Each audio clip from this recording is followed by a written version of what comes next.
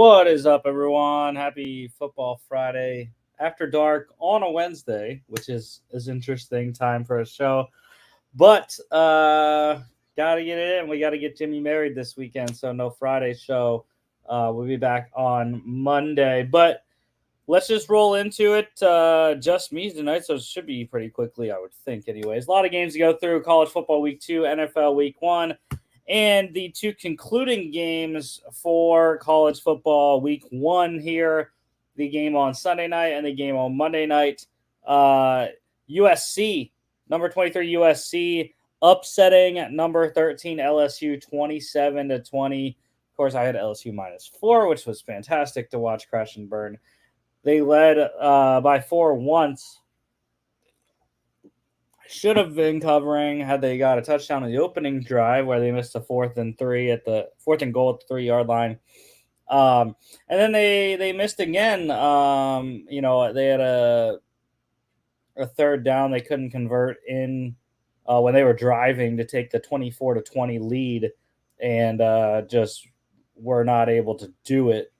And then they tied it up, and I was like, maybe we'll get it in overtime. That's hoping. And then the LSU defense completely fell apart and gave USC the win. Both quarterbacks were really solid. Miller Moss, 27 of 36, 75%, 378, 1 touchdown. Garrett Nussmeier, just as good, 76.3%, 304, 2 touchdowns, a pick. Woody Marks, the Mississippi State transfer, he led the game in rushing, 68 yards on 16 carries and 2 touchdowns for the Trojans. Also put in 3 receptions for 7 yards. LSU wide receiver Kyron Lacey led the game in receiving, 94 yards on 7 receptions and a touchdown. Excellent game for him from the jump. Got like 3 receptions on the first drive. LSU touchdown also coming from wide receiver Aaron Anderson, and then USC wide receiver Jacoby Lane scored for the Trojans as well. And defensively, I had to go with LSU defensive end Savion Jones, 5 tackles, 4 solos, 2 sacks, 2 tackles for loss, and 1 pass defense. USC plus 3.5 wins outright under 67.5. And how about, I guess it's really not a shock now, a Boston College 28-13 upset over number 10 Florida State. They were, I believe, 17.5-point dogs in this one. And, it's just unbelievable the amount of preseason hype from everyone, myself included, about Florida State. And they're 0-2, and they're pretty much out of it. 2 conference losses as well, which is pretty much, a blow to the heart there for the Seminoles. They've been ran over in these first 2 weeks. Georgia Tech and Boston College, excellent running attacks for both of those squads. And the Florida State defense is not even close to where it was last year, and they don't have the offense. DJ Uiagalelei has not worked out so far, and Mike Norvell is in a free fall right now, I think, in Tallahassee. So we shall see. A lot of season left, but they would essentially have to win out and win the ACC, which is going to be very tough, like I said, with 2 conference losses. For the stats, though, DJ Uiagalelei, just 50%, 21-42, 272 yards, a touchdown, a pick. I didn't get to watch this game, but people have told me that he looked pretty bad.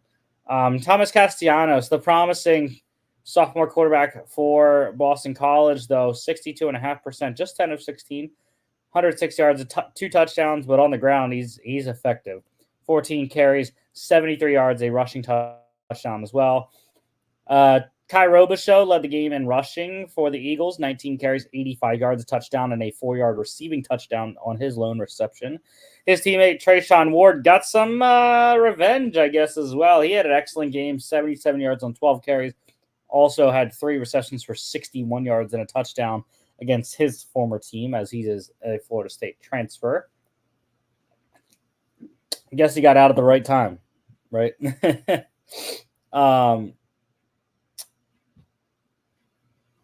The big thing for Florida State, both the games, the rushing attack really wasn't great.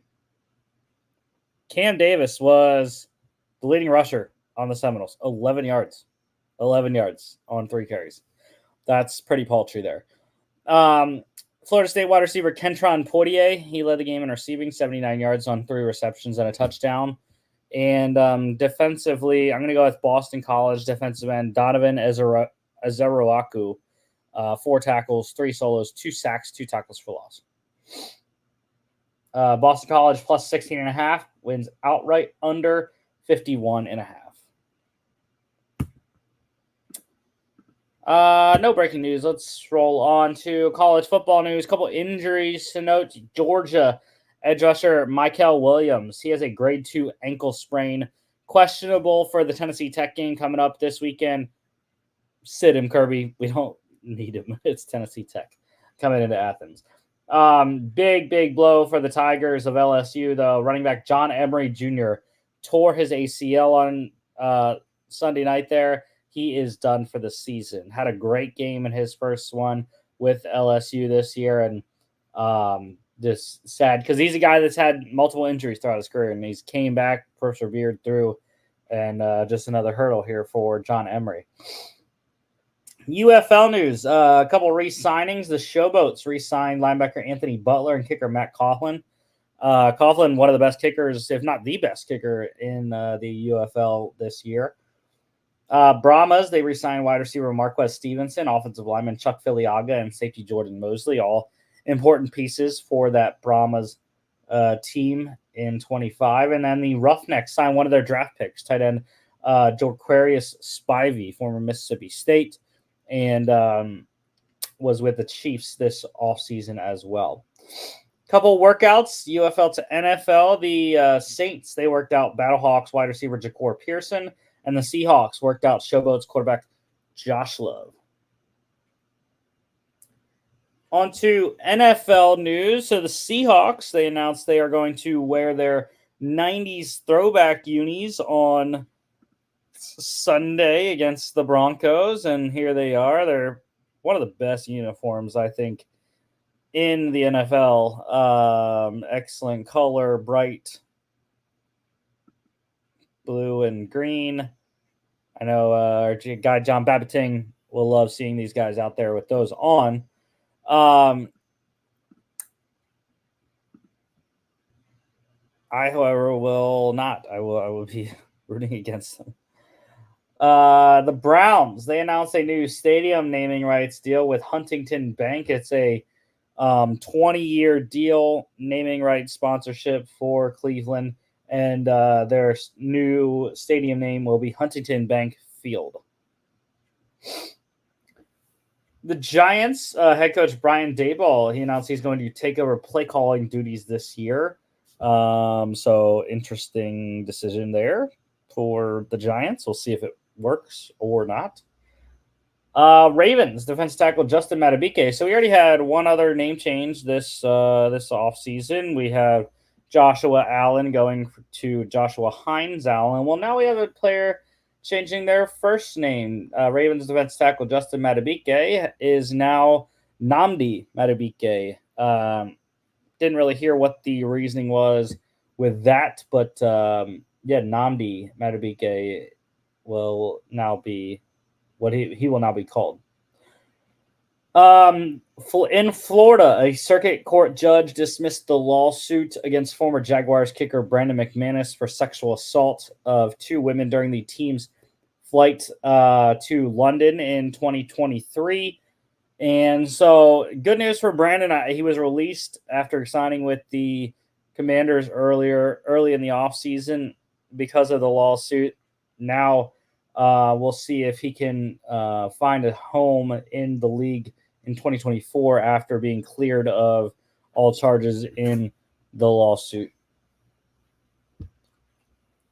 And there are some teams that I think should become calling. The Packers are one of them. That would be an excellent addition for Green Bay. They're probably the team with the most need at kicker. Other than that, I can't really think of a team that would really need a kicker. I mean, he can always go back to Washington. I know they were having a kicker battle as camp went down. But yeah, I think most of the teams are pretty set on the kicker this year. And the Chargers had an interesting announcement this week. They named former Boise State defensive tackle Scott Matlock as their starting fullback. Now, he is 6'4", 296 pounds. Yeah, like I said, former defensive tackle. Pretty good one at that. But yeah, we'll see how that works in Coach Harbaugh's scheme. Yeah, that's an interesting one. A couple players getting placed on reserve NFI this week, out the first 4 games. Chiefs running back Clyde Edwards-Helaire. So now more important that they signed Samaje Perine from the Broncos. And, of course, 49ers rookie wide receiver Ricky Pearsall also placed on the NFI, recovering from that extraordinarily, lucky, really, gunshot wounds there. One injury to note, the Falcons tight end Kyle Pitts has a hamstring injury, so we'll see if he can play this week or not. And because we're not having a Friday show, it's going to be up in the air for the ins and outs, guys. You gotta check your Twitter feeds there, but we do have a couple already. Steelers guard Isaac Seumalo, he is out this week dealing with that pec injury. Not sure how long he's going to be, but definitely out week 1. Good news for the Lions. Running back Jahmyr Gibbs said he is good to go this weekend. And the Eagles, linebacker Devin White, dealing with an ankle injury. He did not travel to Brazil, and he is out. And the Chiefs, wide receiver Hollywood Brown, he is out as well. I believe hamstring injury for Hollywood there. The Panthers, they released edge rusher Kayvon Chason. And I thought that was very intriguing. I thought Chason, for one, had a good camp. And for 2, the Panthers really don't have depth at the edge rush position. So thought that was a little weird. But we'll see. We'll see how their edge rush does. And let's talk about money. A lot of money was handed out this week. The Broncos, just today, signed corner Pat Surtain II to a 4-year, $96 million extension, $77.5 million guaranteed there, resetting the corner market at $24 million per year. The highest had been Jair Alexander at $21. But yeah, so this is the biggest deal since we saw Jalen Ramsey take a 5-year, $100 million deal there with the Rams, or with the Dolphins, I should say. Rams, whatever he signed it. I don't know. But yeah, excellent deal for Pat Surtain, and very much deserves one of the best young corners in the league. The Commanders, they signed guard Sam Cosmi to a 4-year, $74 million extension, $45 million guaranteed there. One of the standouts along the Washington offensive line, looking to protect Jaden Daniels into what they hope is a long tenure at the helm. The 49ers, they got their left tackle back. They did some reworking on his contract, guaranteed the next 2 years of his deal, which equates to $48 million. That they added $7.6 million onto this year, and so he gets $48 million at signing with that restructure there, and he is back on the team and in camp there with San Fran. The Steelers, they signed defense tackle Cameron Hayward to a 3-year, $45 million extension, $16 million fully guaranteed there. Great deal by both sides of the team, really needing to get their veteran leader back, and Cam wanting to retire a Steeler. So made sense for both parties, and the $16 million fully guaranteed is all on next year. So looks like Cam's probably going to play at least one more year next season, and then or I guess 2 more years, because he's going to play this year and then next year, and then we'll see if he hangs it up after that. The Jets, they signed corner Michael Carter II to a 3-year, $30.75 million extension. One of the best nickels in the league. Carter definitely deserving of this deal in New York there. And then the Texans, they signed quarterback Davis Mills to a 1-year, $5 million extension. So give some more money to their backup quarterback. And he is signed on now for the next 2 seasons to back up CJ Stroud. One signing to note, the Seahawks, they signed Vikings quarterback Jaron Hall to their practice squad. So no room on the Vikes practice squad. So Seahawks said, yep, we'll sign him. Why not? And a couple workouts for notable names. Colts hosting Bills running back Leonard Fournette for a workout. And the Seahawks, they hosted Chiefs wide receiver Kadarius Toney. The Patriots, they worked out Titans corner Caleb Farley, kicking the tires on all of those guys. So let's get into college football week 1. Yes, here are the 2024 college football pick standings. We had our FCS game of the week go down on Thursday last week, so we already had those standings. Jimmy and I went 1-0. Logan went 0-1 because he lone wolfed Youngstown State. And with the rest of the college picks in week 1, this is how it shook out. Jimmy and I, Sterling. I mean, we all 3 were Sterling. Logan just had that one lone wolf on Youngstown State, that he couldn't get back. But, Jimmy and I, excellent records last week. We were in lockstep together, 23-3. Logan went 1-2 in his lone wolves. He got Arizona State right over Wyoming, and then he lost Houston and Youngstown State. So 1 game back for Logan, 22-4. Still a pretty solid record, I would say, after the first week. And let's get into the week 2 slate here for college football. We got a couple games going down on Friday this week. So here's the first one. BYU, the Cougars, that's the SMU Mustangs.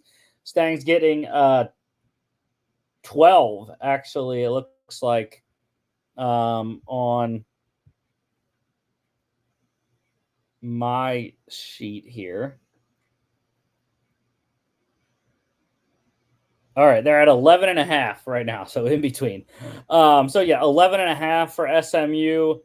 They are 2-0, by the way. They played week 0 and won barely against Nevada, but rebounded nicely last week, beating Houston Christian 59-7. And I think there are some concerns with SMU based off that week 0 win over Nevada, but I don't think there's enough of what I saw from BYU. Now, BYU, they come in beating Southern Illinois 41-13. SIU, pretty good team usually, but I still think there's not enough here. I think SMU, Preston Stone, they got that offense rolling last week, and I think they feel good about it now. So, Jimmy, man, he's rolling on BYU and the Lone Wolf to start us out here. I think there's actually more Lone Wolves in NFL, though, this week than there are in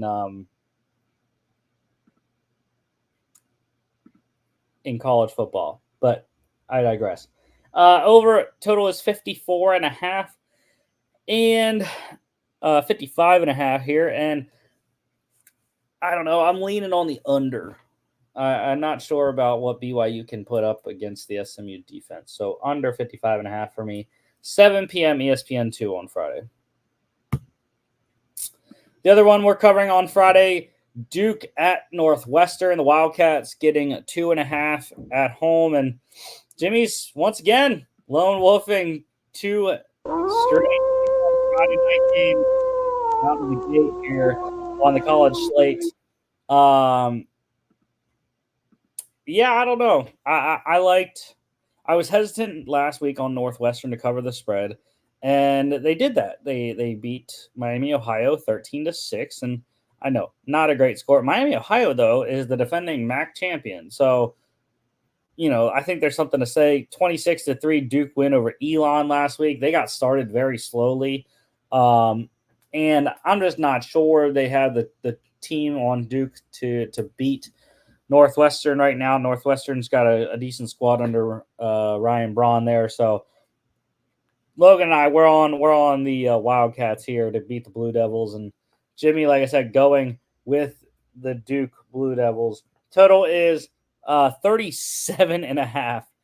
And I know Northwestern didn't score a lot last week, and Duke struggled against Elon.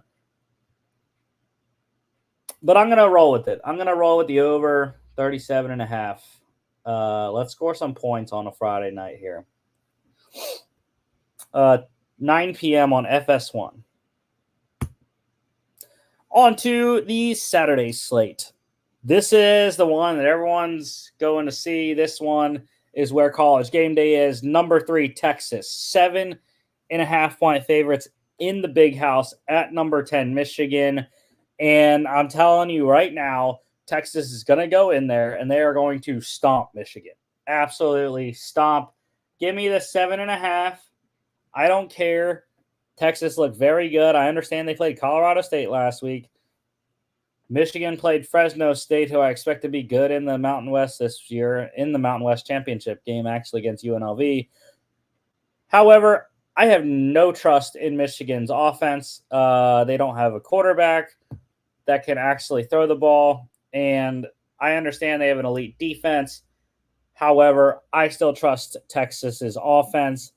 I also trust Texas' defense. So give me Texas, give me the spread, and total is 42.5. It just like pops into my head under 42.5. I think both these defenses are pretty solid. Michigan's better than Texas, but I still think Texas can cover and hit the under.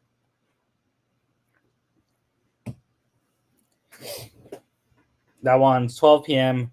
Fox Big Noon kickoff.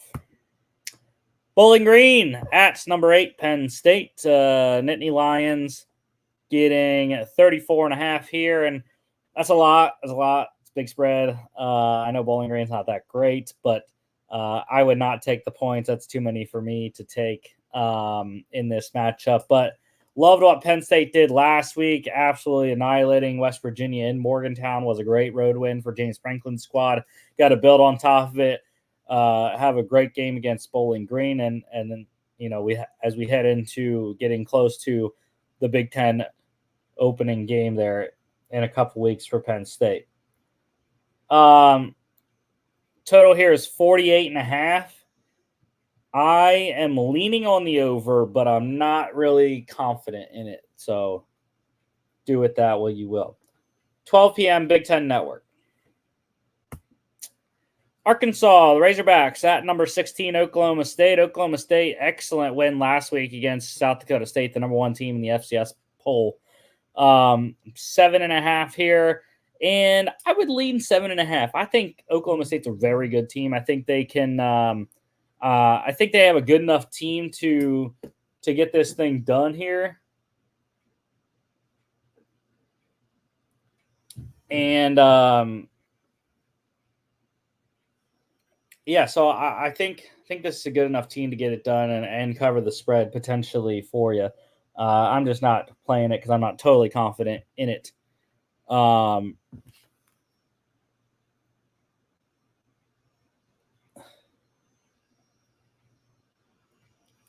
But the total here is 62.5. And, they put up 40 against South Dakota State. Arkansas put up 70 to 0 against Arkansas Pine Bluff. 62.5, though, the 44, actually. They scored 44, gave up 20.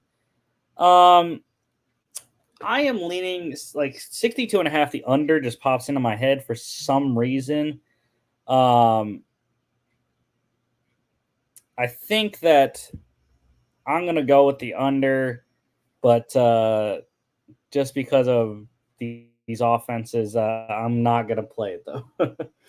12 p.m. ABC and ESPN+. Number 17, Kansas State. The Wildcats getting, it's down to 8.5 on the road at Tulane. Now, John Summerall, new head coach, coming in from Troy, got the first win last week. They crushed Southeastern Louisiana 52-0. K-State beat UT Martin 41-6. So, yeah, I still think Kansas State's the much better team, and I know a lot of people, Jimmy, he has them to win the Big 12 this year. So, yeah, I like K-State. I'm not taking the points, though. That's a tough road environment to go to Tulane. So, the total is 47.5. I do not like that number either. So, off on that one. If you want my lean, though, I would go lean over. This one's 12 p.m. on ESPN. Number 23, Georgia Tech, getting 2.5 on the road at the Dome at Syracuse. And I know I make a big deal. I make a big deal every time we got a, on the road, Dome. However, what I have seen from Georgia Tech these 2 weeks gives me confidence that they can do this. I think, they beat Florida State in Ireland. They beat Georgia State last week, 35-12. Syracuse had some struggles. They beat Ohio 38-22. So I believe in Syracuse. I think the Yellow Jackets are a great team. I think they're going to surprise some people. I didn't have them. I didn't have them being like this. I really didn't. I had them finishing almost last in the ACC, 4-8. I had them going 4-8, and they are proving me wrong. Brent Key has been coaching these boys up, and the Yellow Jackets are on a high right now. 1-0 in conference. And it's not a great win anymore, it looks like. But still, I think this would be a good road win. Even if they have to squeak it out, I think they can cover. I like Georgia Tech minus 2.5. That allows you to get a game-winning field goal and cover that by the hook, which is nice. And the total here is 61.5. I am leaning on the under. Not going to play it, though, because I think there is a potential for this game to be high scoring, but I do lean the under 61.5. This one is 12 p.m. on ACC Network. Tennessee Tech at number 1, Georgia. Yeah, we still don't have lines for these FCS versus FBS games. So if I had to set my own line, I would probably say Georgia's probably going to be a 48-point favorite, kind of like Ohio State was last week against Akron. But I would think Georgia might be able to cover 48. Probably won't, but they have a good shot at putting up a good amount of points against Tennessee Tech, who just lost last week 32-25 against Mid-Tennessee. What's up, homie? How's it going? Can you hear me? Yes, sir. We're living live. It's good. It's good. Rolling through the college games here for week 2. And, yeah, like I said, sucks because we're doing this so early in the week. We don't have the lines yet for the FCS versus FBS. So I set my own line. I said Georgia 48 by 48. Makes sense. I said I don't know if they'll cover. You could raise it to the miles per hour their players are driving if you want. It's a little too far, John. A little too far.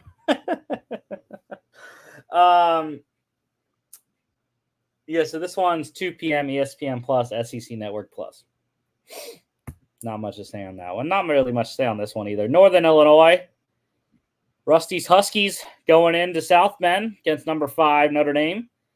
28 for the Irish. Yeah, it's still 28 here. So I will not take that.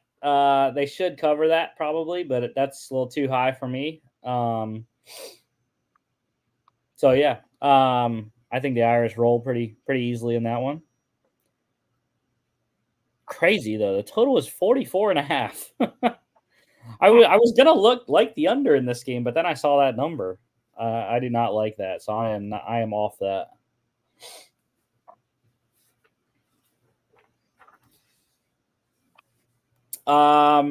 This one here is 3:30 NBC and Peacock. Baylor at number 11, Utah. The Utes getting 15 at home now. Yeah, I know Utah rolled. So did Baylor, 45-3. Utah put up 49 zip over Southern Utah. So, yeah, we're all on the Utes, obviously. Top 12 team here.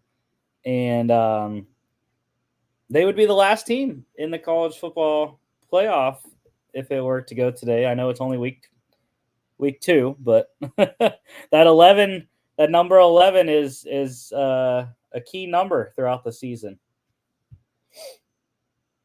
Because I don't think any of the group of 5 teams are going to get into the top 12. The total here is 54.5. And I'm going to like the under. I think Utah's defense is too good. And I'm going to go in an under with an under on a Big 12 game. I know that's dangerous, but Utah's defense is also dangerous. So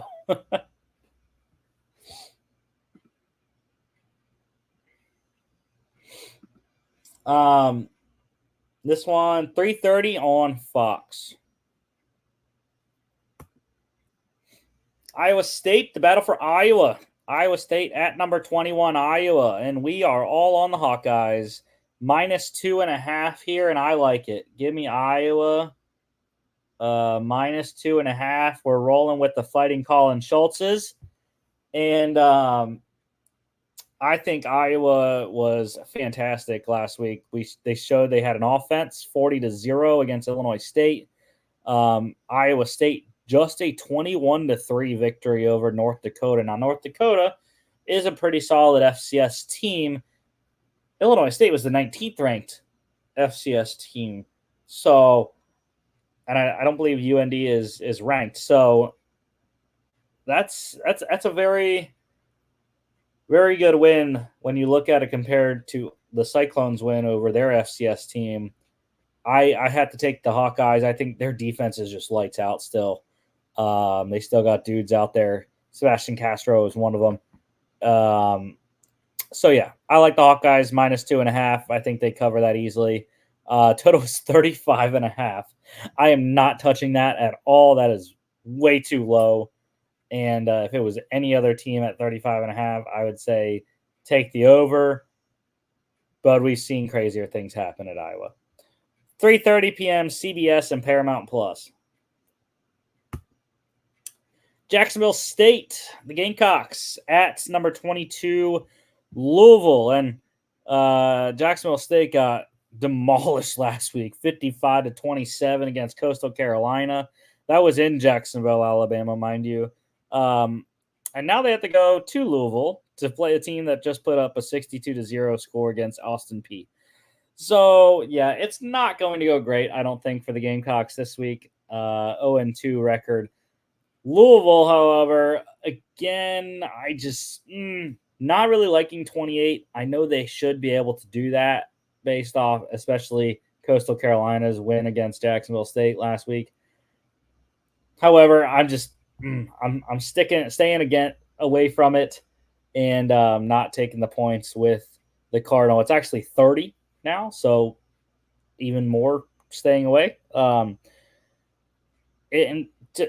to get on to Jacksonville State, it would really have to be like high, like 40 plus probably, and they might not even cover that. Total is 57.5. That one, I actually do like the over though. I think this game can hit that over. So let's go with the over 57.5. And this one is 3:30 ESPN Plus and ACC Extra. UTSA at Texas State. Jimmy's Texas State Bobcats getting 1 point at home here. Now, these teams, UTSA had a great win last week. 28-16 over Kennesaw State, so not that great. But Owen McCown looked really good. 34-27 for Texas State over Lamar, so also not very good. And I was surprised no one went with the Roadrunners on the road here.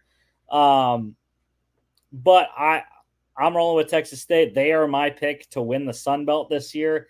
I think DJ Kinney's squad got a little slow of a start last week against Lamar. I think that the JMU transfer Jordan McLeod, he threw for 238, 3 touchdowns, and 1 pick. But their running back, they have Ismail Mahdi, went wild, 156 yards and a touchdown on 28 carries. So, and they had this dude called Joey Hobart, which I love. So, yeah, I think it's going to be a good offensive game. The total is 63.5. It's a little too high for me, so I am not going to play that. But it should be one of the more entertaining games of the weekend when we have a lot of FCS, FBS, or a lot of high-powered group Power 4 versus Group of 5 teams. 4 p.m. ESPNU, and it's on national TV. There you go. Mid Tennessee, speaking of Power 4 versus Group of 5, Mid Tennessee at number 6, Ole Miss. The Rebels getting 41 at home. No way in hell am I touching that. That is way too many points. I do not care. I know. Ole Miss put up 76-0 against Furman last week. I do not care. Mid Tennessee barely beat Tennessee Tech. Don't care. Not touching a 41-point spread against an FBS opponent. That being said, 63.5 is the total. Again, leaning, not playing, but leaning 6 over on that one with the potency that Ole Miss has shown. 4:15 p.m. on SEC Network. Florida A&M, FAMU, the Rattlers, 2-0 at the number 12 Miami Hurricanes here, and I was highly impressed. Cameron Ward was awesome last week, 41-17 over Florida. FAMU here, they've got some good wins. 24-23 over Norfolk State and 22-18 win over South Carolina State. Pretty solid FCS wins, but yeah, Miami's going to have a good day. I think Cam Ward is going to probably sit by halftime, and Miami is a very good team, and I think they're going to show it once again in this one, and potentially cover whatever spread they're playing with here. 6 p.m. ESPN Plus and ACC Extra. USF, the Bulls at number 4 Alabama. This was the game last year. This was the game that turned the season around for Alabama. Struggled mightily. I do not see them struggling this year. 30.5 is the spread here for Bama. Again, I think that's too high for me against an FBS team. So I am not taking that. Total is 63.5. I lean on the over. Again, I think Alabama can score points. Will we get help from USF? That's the biggest question. And I just don't know. 7 p.m. on ESPN. Buffalo, back-to-back Bulls teams here. The Buffalo Bulls at number 9, Missouri. 34.5 here for Mizzou. And this is one I'll take. I know I've been crapping on big spreads and not taking them, but this is one I can see. 34.5. I think Missouri has the potential to beat Buffalo by 35, 5 touchdowns. They beat Murray State 51-0 last week. Buffalo, on the other hand, beat Lafayette 30-13, who had beat them last year. But I still think Buffalo is a very poor team. I had them going 2-10, I believe, this year. Yeah, I had them going 2-10. So I think Mizzou can put up some points, and let's roll the Bulls here. 52.5 is the total. I lean on the over. I'm not playing it though.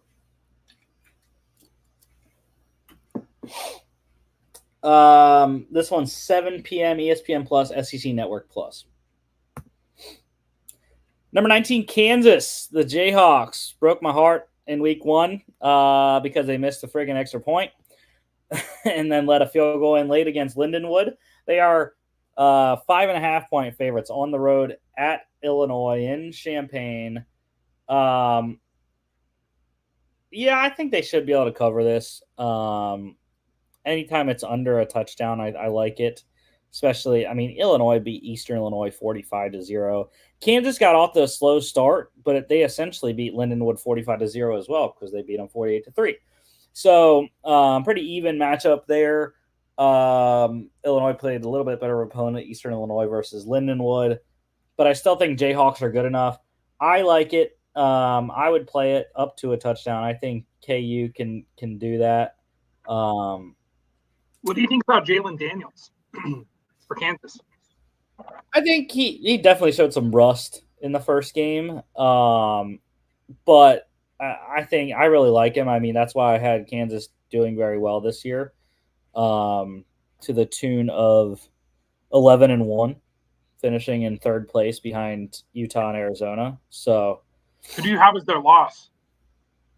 I couldn't tell you. I don't remember. Gotcha. I'm excited for them. Utah because I think just to see Kansas have a good football team, not just basketball team. Yeah, I think I had. I don't know. Yeah, I don't know. I they don't really play a ton of people. Oh, I think I had them losing to Kansas State in the Sunflower Showdown. Yeah, understandable. Because that's on the road in Manhattan. So, but yeah, like I said, I like the spread in this one. Total here is 55.5. I would lean on the under. It's a Brett Bielema team in Illinois, so should be some decent defense. But like I said, I like Kansas to win by at least 6. This one's 7 p.m. FS1. Western Michigan at number 2, Ohio State. And yeah, so OSU is going to play a tougher opponent this week than Akron. And they struggled against Akron in the first half. What I will say, though, I was highly impressed by Western Michigan last week. Really was. They stuck with Wisconsin for a lot of the game, and only losing by 14 in Madison, I think, is an excellent loss for the Broncos. So, tougher environment going to Columbus, but yeah, I think they should be able to hold. And I'm not playing it because I'm so scared that Ohio State will just rip my heart out. But I do lean Western plus 38. I think that's enough points. Western should be able to keep that close enough.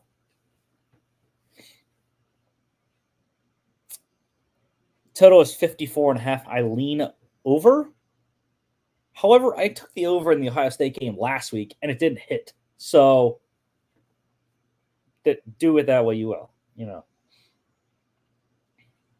And like I said, I don't know why the total is higher this week when they couldn't even hit the over last week. Technically, they did. Technically, the line closed at like 46.5 or something like that. But I got 49. So, yay me, right? And they lost that by 1. This one is 7:30 Big Ten Network.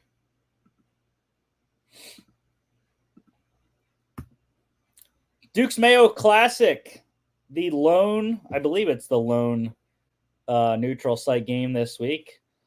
This one's at Bank of America Stadium in Charlotte, where the Panthers play. Number 14, Tennessee. They are getting 8 as the road team against number 24, NC State. And I like Tennessee. Now, I would buy the point, to be honest. That's just me liking even numbers in terms of touchdown multiples. So I would buy a point to 7 just so you know, you can cover yourself if they would win just by a touchdown. But I think they're going to win by more. Tennessee looked absolutely fantastic last week. I thought there were some question marks with Nico Iamaleava coming in, but 69-3 over UT Chattanooga is pretty solid. And NC State, however, they won, but they struggled against Western Carolina at home in Raleigh. So I think there's a lot of question marks for NC State. And Grayson McCall needs to play a lot better for them to be in this game. That's why I'm going with Tennessee and the spread. Total is 60.5, and I would lean on the over. It's close for me to play. If it would get down to like 58, maybe I would play it, but 60.5 is a little too rich for me. 7:30 ABC, ESPN Plus. Nichols State at number 18 LSU. The fall for LSU from 13 to 18 in this week's poll. Again, we don't have any spread or anything for this, but would expect LSU to come out and win handily. I think Brian Kelly's gonna put it into these boys this week, and they're gonna come out pretty angry. So I would expect a relatively high score for LSU this week. A lot to a little. That's what this game is. 7:30 ESPN Plus, SEC Network Plus.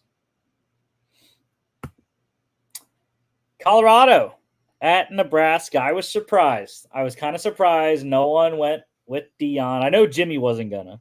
He ripped the hell out of Colorado after the first week. But I would not be shocked if Colorado covered this.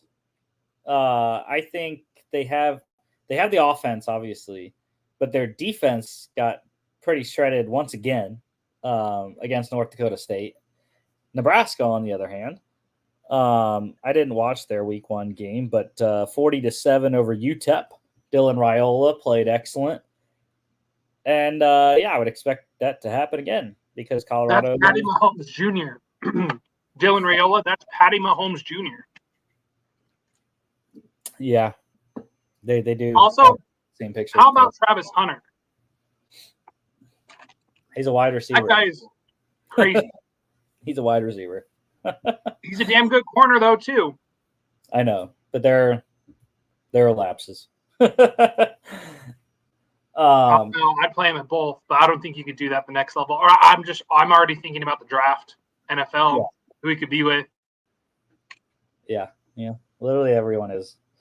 I'm not playing anything on this game, but I do have Nebraska winning, as do we all. I think it's going to be closer though than the spread. That's a lot for a Nebraska team that's really just coming together in year 2 under Matt Rule. So total here is 58.5. And I lean on the over. There should be points. This thing should go over based off the defenses, but I'm not trusting it. 7:30, NBC and Peacock. Big Ten on NBC. Sounds great. Houston at number 15, Oklahoma. And this is one that OU should cover. They're 29. Went down a point to 29. And I believe that they will. I think OU minus 29. Houston looked dreadful against UNLV, which I was very happy about because UNLV went in the Mountain West. So 27-7 loss was pretty solid. Not for Houston, but Oklahoma looked awesome last week as well. Jackson Arnold was great, and big 51-3 win over Temple. So I don't think there should be any problem with Oklahoma covering 29 against Houston, who did not look great, especially if Donovan Smith turns the ball over like he did last week. And Oklahoma got 6 against Temple. So Brent Venables' defense coming together finally. 49.5 is the total, and I like the over. Let's go with the over on that one. I feel like that's pretty low for a Houston-Oklahoma game. 7:45 p.m. on SEC Network. I love what SEC Network did this year. They went to quarter hour games. They're just trying to be different. And it does just mean more, John. It really does.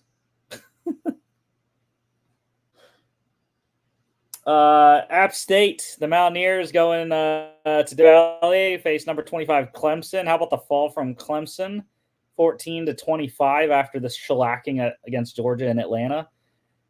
And it's now 16.5. I'm very surprised that it's still that high. I know it's at Clemson. However, Appalachian State, historically, we know what they do to big-time opponents on the road. So App State beat ETSU 38-10 last week. So I am not taking anything in this game because I do not want the Mountaineers to get me. 53.5 is the total. Yep, definitely do not like that either. That's in a gray area for me. And this one's 8 p.m. on ACC Network. Boise State at number 7, Oregon. Oregon sucked last week. Absolute suckage. 24-14 over Idaho, who is, by the way, ranked in the top 10 of the FCS. They're number 7. It doesn't matter. Oregon still should have beat them handily. Boise State, on the other hand, 56-45 against Georgia Southern in a shootout in Statesboro, Georgia. I'm taking Boise. I'm taking Boise plus 19.5. You know, I didn't have them winning the Mountain West like a lot of other people do. I still had them at a respectable 7-5 in third place because I had UNLV and Fresno at 8-4. The question is the defense. They gave up a lot of points against Georgia Southern.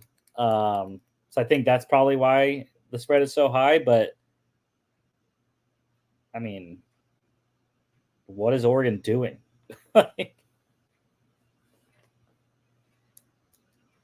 So, yeah, I like Boise with the spread there. Total is 61.5. I would think the over would hit.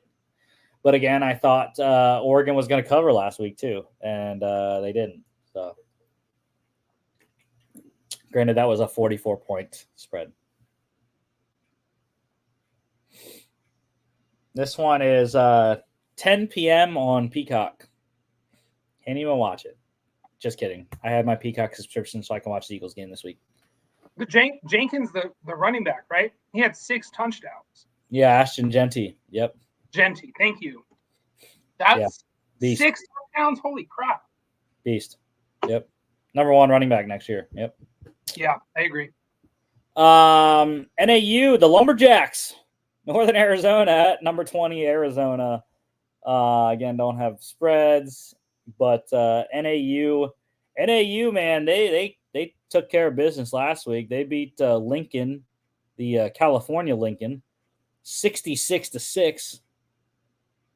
Arizona, they put up 61-39 win over your Lobos in New Mexico there.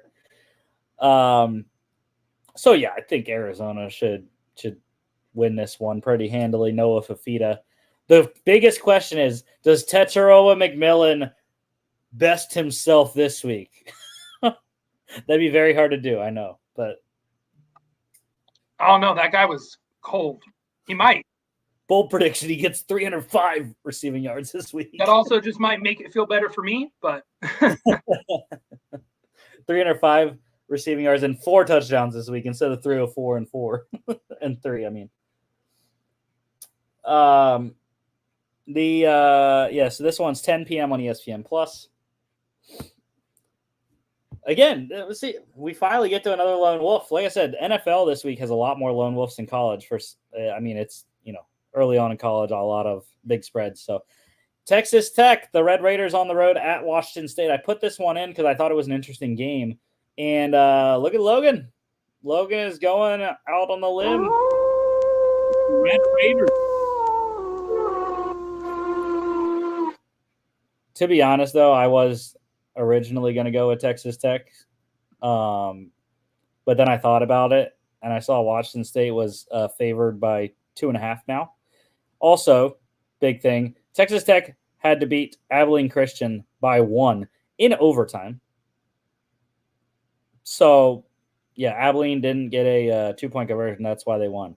Washington State, on the other hand, put up 70 against Portland State, 70-30 win. So I like the Cougars in this one. And, Mateer was awesome. John Mateer for Washington State last week. 352, 5 touchdowns. That all came on 11 completions. So total here is 65.5. I lean on the over. That's a lot of points. But those teams gave up a combined 71 points last week. So would not be shocked. To FCS schools, by the way. 10 p.m. on Fox. Last college game here.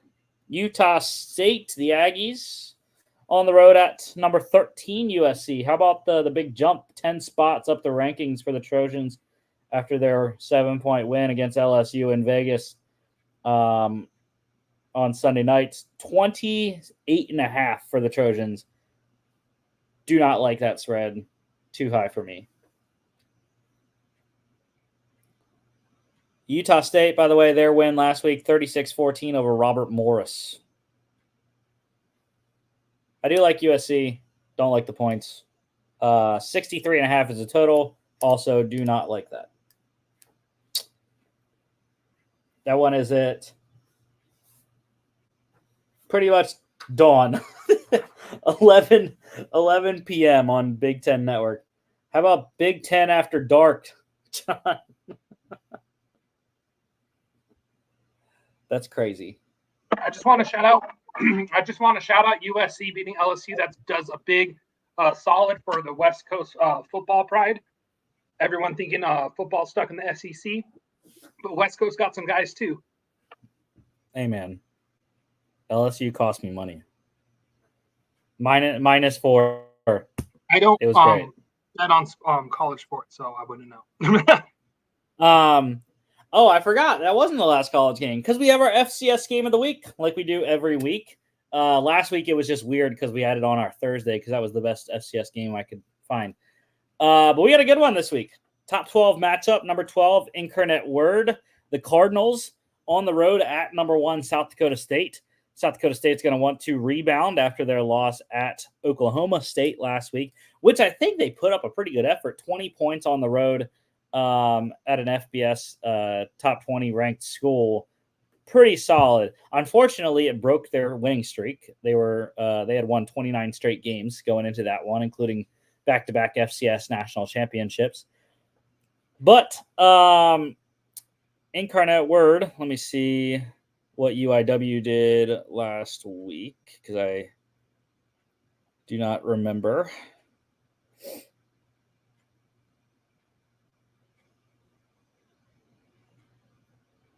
And this one is a later game. Yeah. So UIW led by Zach Calzada, 28-7 over Northern Colorado last week.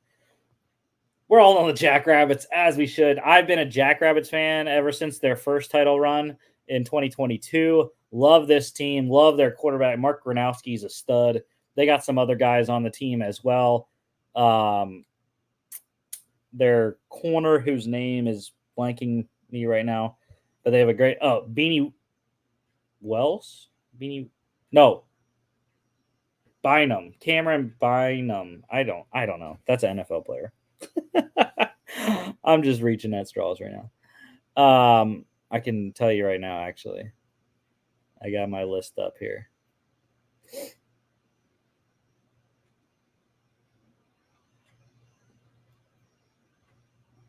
Or actually, no. Okay, yeah. No, wait, yeah. I was looking at the wrong list for some reason. Maybe I wasn't. I don't know. Dallas Beanham. That's right. Yeah. Doesn't Lyman play for the Vikings? Yes. Dallas Beanham. Solid. Solid corner there for South Dakota State. So, anyways, yeah, we are all on the Jackrabbits. Go Jacks. Go get your third straight title there. Unfortunately, it will not be an undefeated one like the last one was. And we don't have spreads yet for this one, but this one is 7 o'clock on Saturday, ESPN Plus. NFL. Now you can finally join in, John, because you're on the you're on the picks for the NFL. Yeah, so the first one, we're doing all the Sunday games because we already picked the Thursday night, we already picked the Friday game, and we'll pick the Monday game on the Monday show. So Steelers at the Falcons. And yes, sir, of course. Why would I not? 1-0, baby, on the Steelers. Russell Wilson. This is an Arthur Smith revenge game. Going to go into Atlanta and beat the Falcons. TJ Watt's going to have 2 sacks, and we're going to get out with a 3-point victory. I'm sorry, I don't trust Russell Wilson to operate a functional offense. You don't have to. You got to trust Najee Harris. Yeah, you're not going to be in running situations. I just don't know, like, they have too much youth up front for me on Atlanta's defense. I also don't know. I understand, like, Judon has had, like, 2 weeks to get ready. So I'm sure he'll play. I don't know if he'll play a full complement of snaps, though. And, again, I just think – I know it's tough also. Isaac Seumalo's out, but I think it'll be fine. It'll be fine. The way I look at it is if both defenses suck, then whose offense do you trust in the shootout? Russell Wilson or a Kirk Cousins offense with all those weapons? Well, I think the Falcons offense now has questions too. Kyle Pitts dealing with a hamstring. Is he going to play? He'll be fine. You got Bijan Robinson. And I'll take Bijan for Najee. And for 2, like, this is the first time we're going to see Kirk. So we don't really know unless you've, like, went and watched, like, any clips that the Falcons have put out of Kirk. I haven't. So I don't know how he looks, but what did we see what he is on the injury report, if he's even on it? No, I don't think he is on it, probably. But yeah, it's 3.5. That's what it stayed at. I'm not taking that though for Pittsburgh. It's too close on my book there. 41.5 though is the total, and I am leaning on the under. I think. I feel like this is going to be like I said field goal game, but in my mind, 17-13 just popped up. So, sure. I won't make any comments on the lines. I just want to separate myself from the sports betting. Kirk Cousins is not on the injury report, but you're right. Kyle Pitts is. So, yeah, we'll find out. I think I might be burned from the Russell Wilson experience. It's all good. On to the second 1 o'clock game here. The Panthers at the Saints, and Jimmy's taking my team for me. Dude, there's a ton of lone wolf week in NFL. I mean, now with 4 people, the lone wolf numbers are probably going to go up. But, yeah, I mean, I didn't want to do it. I could see it happening. It's a tough game though on the road in division to start out the year. And as much as I've liked what I've seen from Bryce Young in the preseason, I just don't think it's going to be week one. It's just hard. They could, I mean, Canales could very well punch some life into them and they look awesome or better than last year, but I can't pick them without seeing it on the field first, you know? I was looking at that defensive, I was playing Immaculate Grid. Have you played that game? Yep. And I was trying to be like, dang, like, I was cheating, yes, because I was looking at the depth chart of the Panthers because I was like, okay, well, I swear that there's a defender that just came over because it's Shiro Evero, correct? Like, he was with Denver, he came to Carolina. Like, I thought someone would follow, but as I was looking, I got distracted by how thin it is. Evero has been there for this is his second year. Yeah, so I thought there would be some guys from the Denver year still, but they must have all moved on. Yeah, no, it's and like I said, they released Kayvon Chason earlier this week, and I was like, why are like we already didn't have many pass rushers, and like now we're releasing one of our guys that we signed in the offseason? Like, what are we doing? I did not see that. Yeah. So it's like, bro, we're getting even thinner at the edge rush position, and I'm not very confident in the corners either. With Dante Jackson now in Pittsburgh. Defensively, I just don't know how they're going to play. I like the offense and what they did there, but I think there's still a lot of question marks on the other side of the ball. Again, I don't like the spread. It stayed at 4. Same total there as the Steelers game, 41.5. I think I'm actually going to take this one though. The Steelers one, I think it's going to go under, but I think Panthers Saints, I think there's a really good chance it goes under, especially when you look at historically these games the last couple of years. I remember the one game was like 9-3 or something like that. So, yeah, I think this one could go under that. I can't believe Caleb Jason got cut. Yeah, I know. I was just reading a quick article about it. And you know who they have in place? Jamie Sheriff from the Seattle Seahawks. Oh, yeah, they did like him. That's why they used one of the 6 waiver claims on him. They got 3 ex-Seattle defenders. Michael Jackson's going to start at corner, from what I saw. And then they got Jamie Sheriff and John Radigan. And they just signed John Radigan to an extension, I believe. I love John Radigan, man. My Army dude. That Dan Morgan connection to Seattle, remains strong. Cardinals, and it's what do you know? Another lone wolf at the Bills. 6. Wow, no one else took Buffalo, or no one else took Arizona. Yeah, it was 5.5. Or when did the line opened at 7? Oh, okay, so it went down and then now it's going back up. But I'll be honest.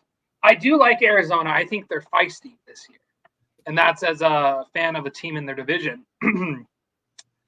I had to choose a underdog. Mm-hmm. And of the underdogs I liked the most, it was Arizona. Just because they were very competitive in all their games last year, even the losses they had, Yeah. or nearly almost all their games. Like they packed a punch a lot more than people thought. It was kind of annoying to play them, but like, I think that in year 2, plus all the added draft picks they brought in, including Mr. Marvin Harrison Jr. And then James Conner, I think, is a very underrated running back also. So I think they're going to play very well. And I still believe in Kyler Murray. Meanwhile, Buffalo, I don't know. I'll probably regret this because Josh Allen is Josh Allen, but they have some question marks, are they going to run just 12 with 2 tight ends, or like how? Because do you trust the receivers? It's a lot to ask for a rookie wide receiver, and their defense, that Matt Milano, that injury really hurts, and I don't think enough people are talking about that. Plus, I think it looks like they've gotten thinner at a few spots. I know DeMar Hamlin was listed as a starter. Yeah, he started. And he's been a career backup, so let's see if he could step up. But like, there's a lot of I don't know. For all the question marks Buffalo has and the optimism around Arizona, this felt like a good underdog, Yeah, no, I don't. They're both defenses, like you said, I have no clue how they're going to play. I'm going with Bills money line, and to be honest, John, there have been weeks throughout the years we've been doing these pick'ems where I have, we have our dogs of the week, but I didn't even pick underdog.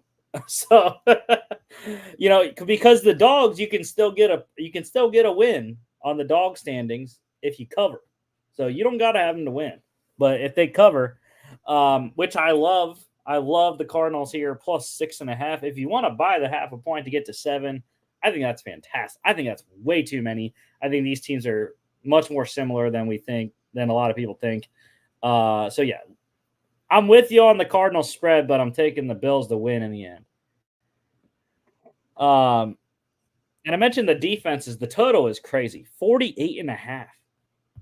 If it was like the Steelers or Panthers spread, I would take the over, but 48.5 is too much in an NFL game. Patriots at the Bengals. Now, this is crazy. Okay, it went back up to 8.5 now, but it was 9, and it opened at 9, yeah. So it went down to 7.5, like I have it on the screen, but it's now up to 8.5 now, which I still kind of like.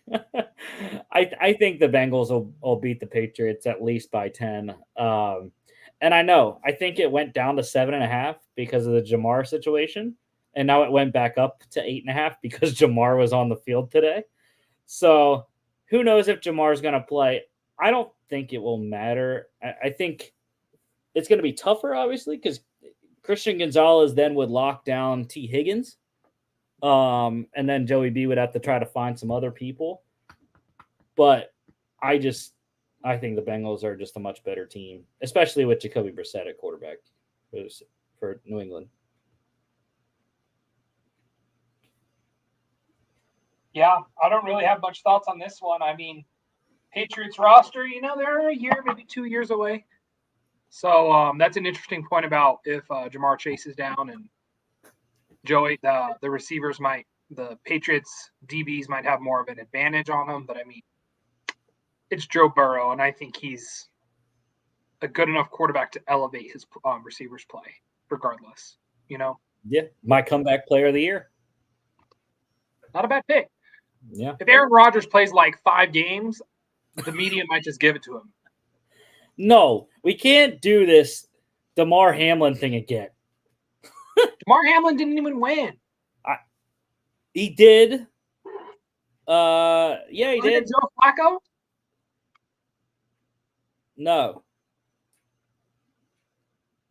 Or maybe you're thinking about last year. 2 years ago, DeMar Hamlin won. The year that he had his thing, he won. You're right. Whoa. Hold on.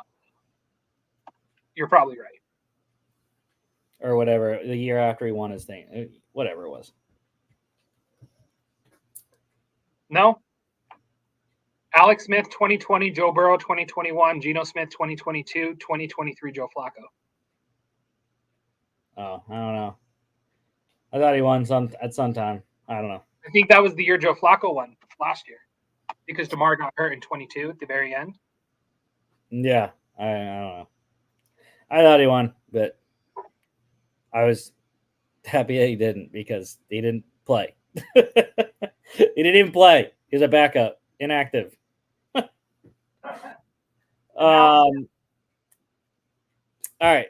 Yeah, so the total on this one is 40.5. That's pretty low. Don't really have a read on that one. Let's go to the Vikings at the Giants and Logan's first lone wolf here. Not his first lone wolf of the NFL season because he's lone wolf in his Packers in Brazil. But the New York Giants. Oh, the Giants. Yeah. Logan's on the Giants in this one. I think it's a pretty even game, hence the spread, only 1.5 for Minnesota. But I don't trust Daniel Jones. I don't trust the Giants' offensive line. And while the Giants' defense is probably better than Minnesota's, I think they're almost even. So I'm going to go with the better offensive players, and that's on Minnesota's side. I echo that. I mean, Justin Jefferson and Kirk Cousins is better than Daniel Jones. And I don't know. Malik Neighbors is going to look pretty good, but Daniel Jones is throwing in the ball. Sam Darnold for JJ. You said Kirk. But still, I trust Sam Darnold with JJ. Regardless, I trust Sam Darnold with JJ more than Daniel Jones with Malik Neighbors. Yeah, I agree. Total here is 41.5, and I'm going with the under. I like the under in this one.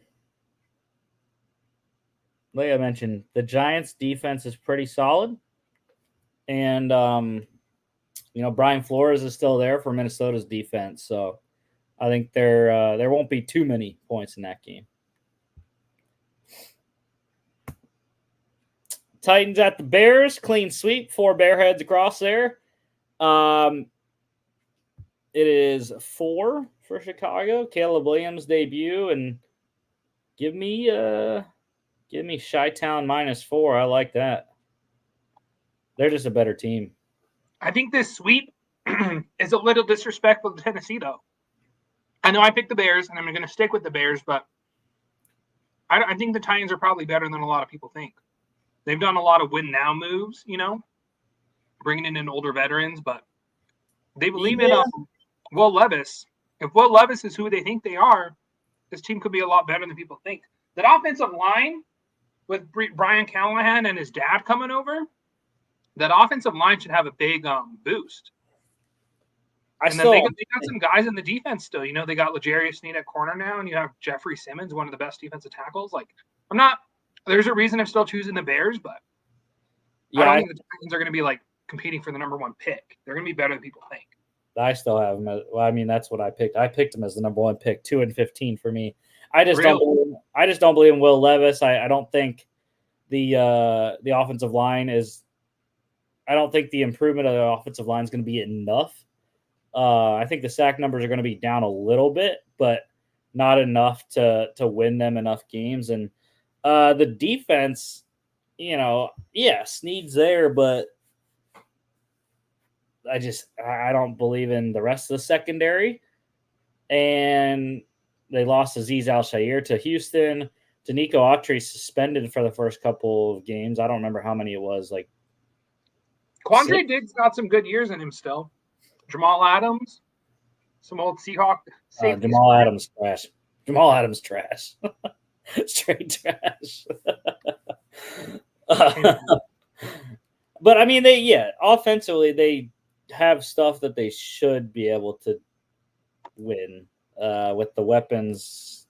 Hop, I think, is looking a little over the hill.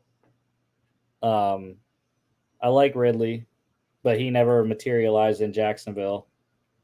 And Tyler Boyd's a slot fiend, but will Levis be able to get him the ball? So, that's my Titans rant. 44.5 is the total. I don't like it. Jags at the Dolphins. So I was kind of surprised. Dolphins are 3.5-point favorites in Miami. I was surprised. No one took a chance on Jacksonville. I forget who it was. One of the guys for CBS Sports, I was reading their picks for this week. And he had the Jags winning in a shootout, 34-31, I think it was. Which I could see happening. Dolphins, a lot of question marks defensively, especially up front. Early on in the season while they get these guys back, but I think Miami's too good. September is the best time to be a Miami Dolphin. It's when it gets a little colder that I have concerns, but fantasy football, I'm just glad I have Devon Achane. I'm feeling good about the Dolphins. Their offense just goes off in September. That's what it's happened the last 2 years. Yeah, I will be a Jags fan for a good majority of this game. Anytime the Jaguars are on offense, because my fraternity league, I drafted essentially the whole entire Jags offense. Trevor Lawrence is my quarterback. Travis Etienne's my RB2. Christian Kirk's my wide receiver 3. And then I could have had a chance. I did have a chance later on to draft Evan Ingram. And I think I had a shot at Gabe Davis too. But I was like, I can't. I already have 3 Jaguars. Like, that's too many already, probably. That's how I was with the Seahawks. I had to chill. I got Geno, DK, JSN, their defense, and Zach Charbonnet. Yeah. Yeah. But yeah, the total is the high one, 48.5. That's just too much in an NFL game. I don't care. Like, you'd have to have the literal bottom 2 defenses in the league going against 2 high-powered offenses for me to justify taking that over. That's just too many points. Like, I don't know what the average NFL game scores, but it's not 50. I know that. All right. Last 1:00 game here. AFC South matchup. Texans at the Colts. And I was surprised. Jimmy's the one that picked the Colts to win the AFC South, and he's not even taking them week 1. And they're at home, mind you.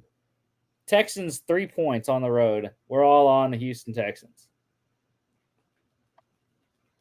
Both sides of the football are just so deep at so many positions. Mm-hmm. Yeah. Like CJ Stroud is also him. Bringing Stephon. Danielle Hunter's going to go off. He's on the pace for another 15 sack season, probably. That's all he does is sack the quarterback. Yeah, I think that's a sneaky low point for the Colts, that offensive line. They really haven't replaced the guys. They've put just kind of placeholders there for the last 3 to 5 years, and I guess it's worked okay. But I mean, JT's been doing his thing, but I don't know. I think if the Colts are gonna win this one, that's what they have to do. They have to run the ball. They have to keep CJ off the field. Good thing they have a really good running quarterback, running back, and offensive-minded head coach. So they could do that. Colts, yeah. I think, be a playoff team, honestly. Yeah, I mean, we'll see. Just because it's a division matchup and it's week 1, I'm not taking the Texans spread. This one also, I think, is I'm taking the under in this. 48.5. I like the under. I don't really trust the Colts defense. However, I do trust the Texans defense. So Texans can score a lot and the Colts a little, and we can hit the under. Let's go to, there are 2 4:05 games this week. First one, AFC West matchup, Raiders at the Chargers, and LA getting 3 here. And I like it. Give me the Chargers -3. Yeah, I mean, I trust in Jim Harbaugh. It's going to be hard to run the ball because of Christian Wilkins inside, but I don't trust Gardner Minshew.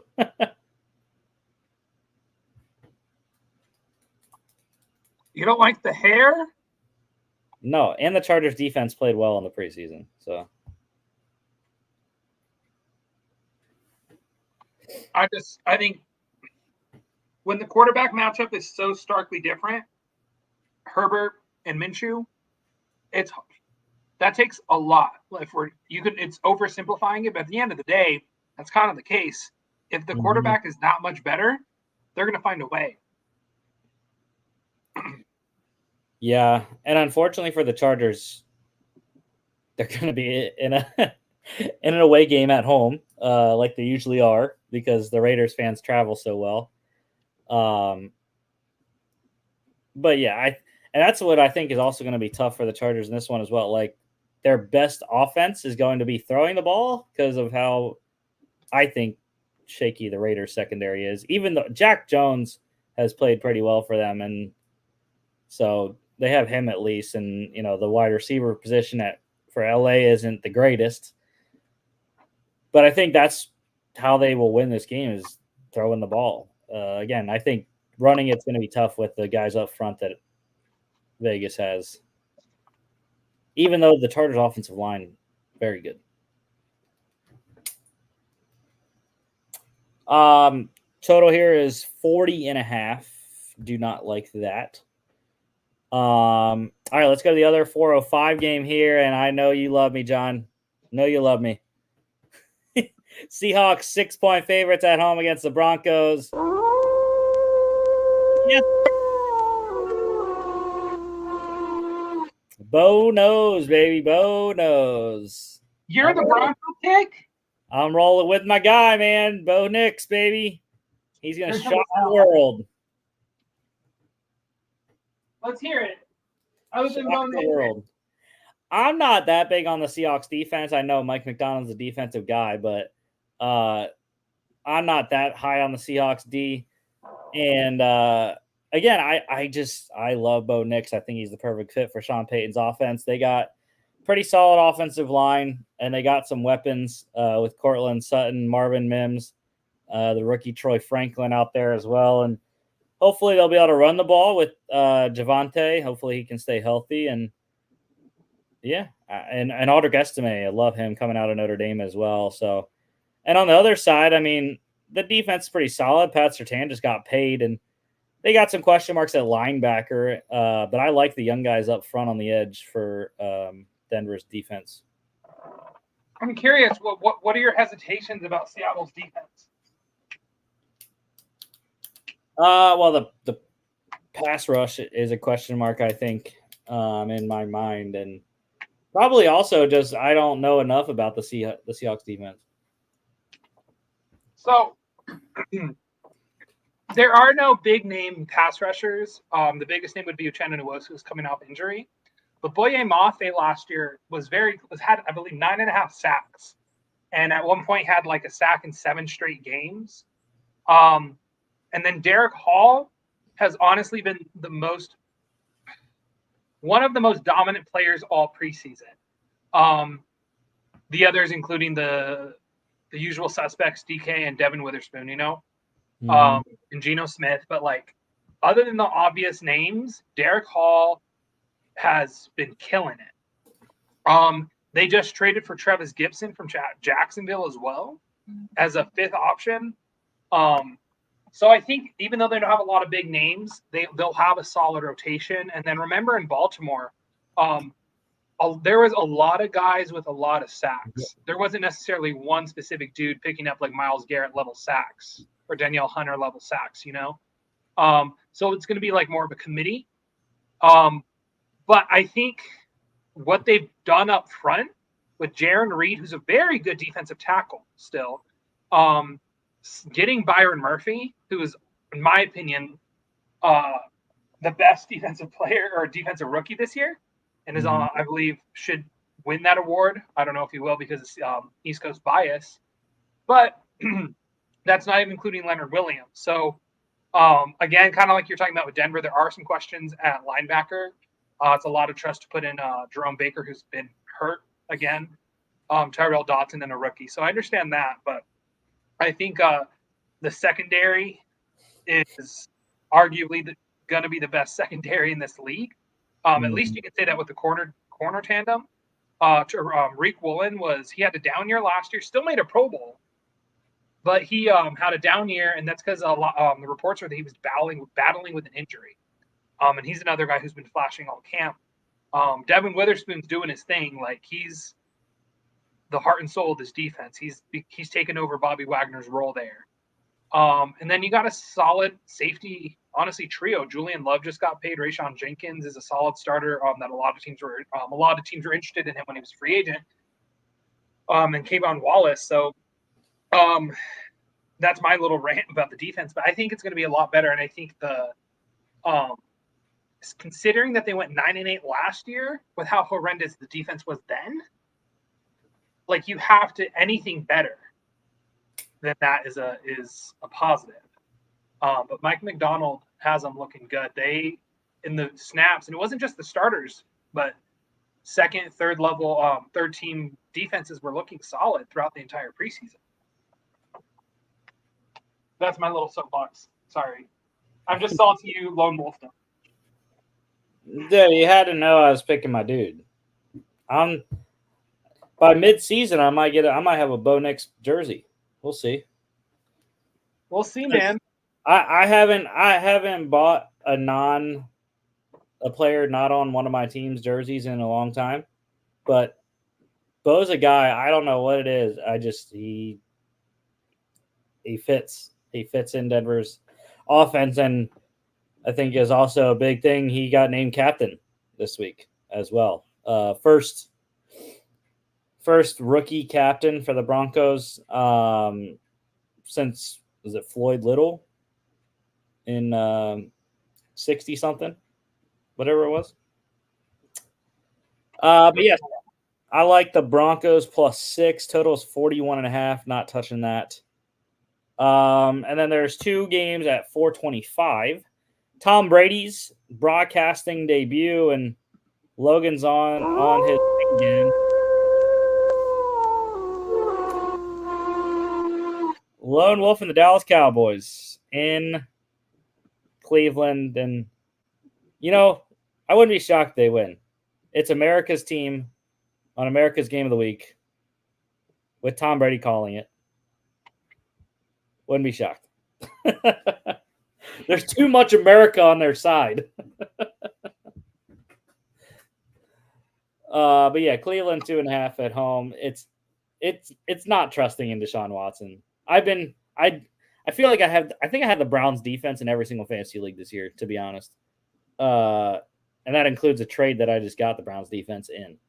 So it's the Browns D for me that I'm trusting in this game. And hopefully Deshaun Watson can play well enough. It's hard for me to the Cowboys offense. They won't be able to run. If you can shut down CD, what else are they doing? Yeah. Like I don't know who their number 2 option is. And I know Brandon Cooks, but he's over the hill. And they just have a lot of question marks at running back. Yeah. I think the defense will be all right, going from Dan Quinn to Mike Zimmer, but my thing also lost a lot of depth. Yeah, my thing also is will Dak be able to get the ball to CD based off the offensive line questions as well? So I would not be shocked. I don't remember if Myles Garrett usually just sticks to one side or not, but what I would put Myles Garrett on Tyler Smith all day, every day. That's just me. We'll see what Jim Schwartz does. I lean Browns -2.5. Not playing it though. Total is 40.5. I also lean on the under in that one. And then the other 425 game here, Commanders at the Bucks. We are all Buccaneers flags across the board here. Would not be shocked though if Washington won this. Biggest concern, Washington's defense, though. Who are they going to play on defense? I have no clue. They got the dudes up front still on the interior. No clue who's rushing the passer for Washington. And I think not really any clue who the secondary is either. So I think Baker should have a decent day. I'm not a Rachaad White fan, so I won't say much about the running game, but I think Baker and Mike Evans should have a good day, though. I echo what you say. Washington just has too many question marks, both sides of the ball. I don't understand trading away Jahan Dotson. Yeah, originally I thought it was because Luke McCaffrey was looking good, but apparently Luke McCaffrey hasn't made it a good impression so far. So, and he's like 4th on the depth chart or something like that. Who's their number 3 now? I don't remember if De'Ami Brown's 2 or 3. Same. But it's not great. Ben Sinnott, I would think, would be like the number 2 target, though. Or Austin Eckler might be the number 2. Their slot is Olamide Zaccheaus. Oh, yeah. Oh, they picked up Noah Brown. Yeah, they did. Just talking about how deep Houston's roster is. Noah Brown got cut. Well, yeah, that was a stupid cut by them. He's cheaper than Robert Woods, and yet they kept Robert Woods for some stupid reason. No clue. Robert Woods still got gas in the tank, man. Dude, he's like 6th, and he doesn't play special teams, or at least he didn't. He hasn't for a while. But yeah, I like Bucks -3. I think they should be able to cover that. It's small enough spread. 3.5 actually. I'll buy the half point to 3 though. 43.5 is the total there. Not touching that one. Final game here, Sunday Night Football. Rams at the Lions. Lions getting 3.5 at Detroit, and we are all on the Lions. Matthew Stafford gets another shot at his former club. I think I just have and I talked about this the other day, too many questions about the Rams. Like, how are they going to – I think a lot of people are not giving enough credit to how big of a loss Aaron Donald is. And then Matthew Stafford is he's healthy now, I believe, but I think he's entered the part of his career where every year you have to question it until you see it, because he's getting older. So I say the same thing about like Aaron Rodgers as well. And then is Cooper Kupp the same as he is? Is he still elite as well? I just think there's a lot of questions, or there's more questions at least than there is with Detroit. I think Detroit is one of the favorites to make the Super Bowl. They got a really good roster on both sides. This is also Jared Goff's revenge game, and it's in Detroit. I think it being in Detroit itself is the tiebreaker if you have them the same, Yeah. Beat them in Detroit in the playoffs already. So, yeah, I think there's a lot of question marks to the Rams O-line as well. They've been banged up there throughout training camp. So wouldn't be shocked. Big get back with the DJ Reader passing his physical for Detroit. We'll see how much he can play in this game. But I think he should have a good time inside Nate Hutchinson. If Alaric Jackson does play in this game, I think that's a good matchup for Detroit as well. 3.5 I don't like, though. I think it's a pretty close game despite all the stuff we said about the Rams. Total's 50.5. Also not playing that. That's the highest of the weekend. Because of how back and forth it was in that playoff game, probably, I would just assume. 8:20 p.m. NBC and Peacock. All right, best bets of the week. So last year, I didn't do that great. I was 5 games under 500, 24, 29, and 1. But hey, it's a new year. We'll see how I can do. These are the ones I really like, especially the first 2. Love the Cardinals plus 6.5 at Buffalo. I think that's an easy bet, especially if you get it to 7. I think we already talked about, the Cardinals, Kyler Murray. The offense should be good. My question mark is the defense. Buffalo has defensive question marks as well, so we'll see. But I think the Cardinals should be able to cover that. Bears -4. I've been telling you all off season long how much I hate the Titans. So give me Caleb Williams. Have a good day in his debut there. And then the Broncos, Bo knows, baby, +6 at the Seahawks. See, John, they don't have to win. They don't have to win. They just have to cover. So +6. I hear you. All right, lock standings.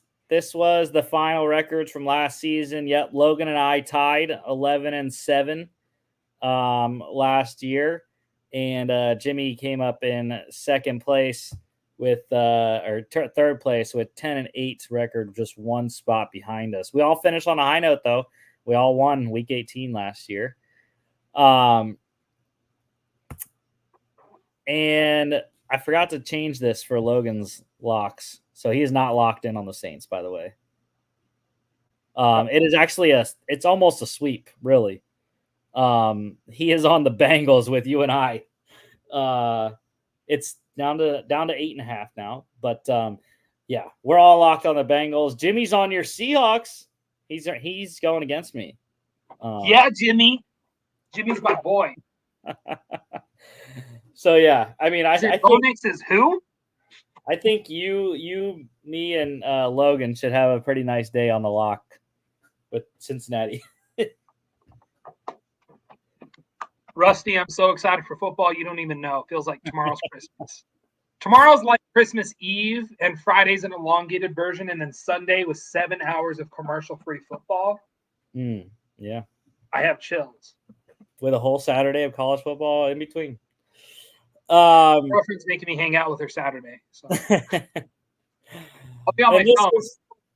Here's how the dog standings ended up. Yeah, I was dog crap last year in the dogs, man.